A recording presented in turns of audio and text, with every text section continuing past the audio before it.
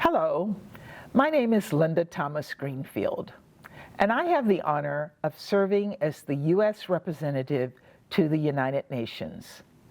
I so appreciate the chance to take part in this inaugural conference of the U.S. section of the Scholars at Risk Network. And I'm proud that a terrific HBCU in my home state of Louisiana, Xavier University, is this year's host. To all the leaders and advocates from SAR member universities and educational associations across the country, thank you. Thank you for all you do to give scholars the opportunity to continue teaching and advancing their academic pursuits. Thank you for your tremendous advocacy on behalf of educators who are under attack and for shining a spotlight on those who stop scholars from doing their jobs. And thank you for your efforts to bring researchers, academics, and students together to drive this work forward as you are doing today. To me, this work is personal because while I've spent most of my career in the diplomatic arena, my professional life started in the classroom. Before this job, I taught at Georgetown. Before I started in the Foreign Service in 1982, I was a professor of political science at Bucknell. And before any of that, I was a student and the first in my family to go to college. When I got on a plane to go to graduate school at the University of Wisconsin-Madison, it was my first time ever leaving Louisiana. My professors ignited my interest in African affairs and opened up the world to me. They made an indelible mark on my life.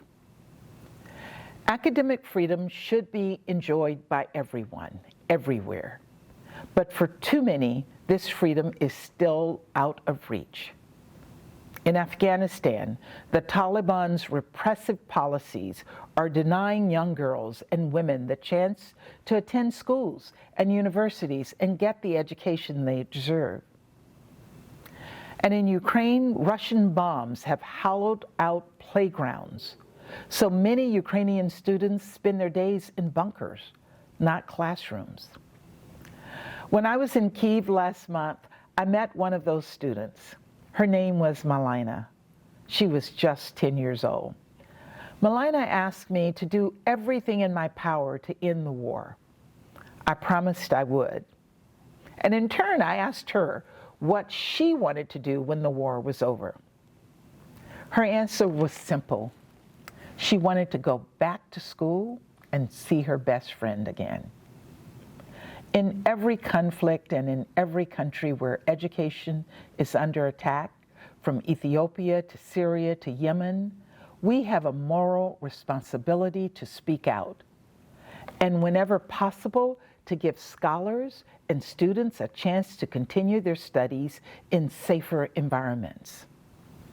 At the same time, we must continue to do an honest accounting of the challenges our own students and scholars face. In 2022, 30 HBCUs faced bomb threats, and too many people who identify as women or LGBTQ+, and those from religious minorities and groups don't feel safe on their campuses. So while the U.S. is a beacon for academic freedom, our work is unfinished. We must stamp out all forms of hate. You know, I often think about what humanity would have lost had groundbreaking scientists like Albert Einstein not been able to flee persecution. Think about the innovative American products that never would have been dreamed of and the American companies that grew to launch them. It's hard to imagine a world where we couldn't look up any piece of information within seconds. But had Google co-founder Sergey Brin not escaped anti-Semitism in the Soviet Union, that might be our reality. Or consider my dear friend and mentor, Madeleine Albright, who passed away earlier this year. Madeleine fled Nazi invasion and communist oppression and came to the United States as a refugee. But from humble beginnings, she reached heights that no woman had ever attained before, becoming the first woman to serve as Secretary of State. Like me, Madeline's career started in academia, and even in her later years, she continued to teach at Georgetown University.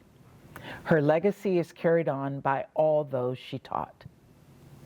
And of course, there's President Obama, whose father was selected for a special program to attend college in the United States. Without that, we would never have had our 44th president. These are a few stories that speak to the transformative impact of academic freedom. But we know that thousands upon thousands of lives have been changed by your work. Your enduring commitment to the world's scholars is making a real difference. It's an inspiration. And I want you to know you have an unwavering partner in me, my team, and the entire Biden administration. Academic freedom is a right everyone should enjoy. When you impede on educational pursuits, you not only deny your own citizens their liberties, you also deprive the world of the knowledge, the insights, the life-altering advancements they could contribute. So let's keep working together. Let's keep defending academic freedom and independent thought, and let's do everything we can to build a more open, more equitable, more just future for us all. Thank you.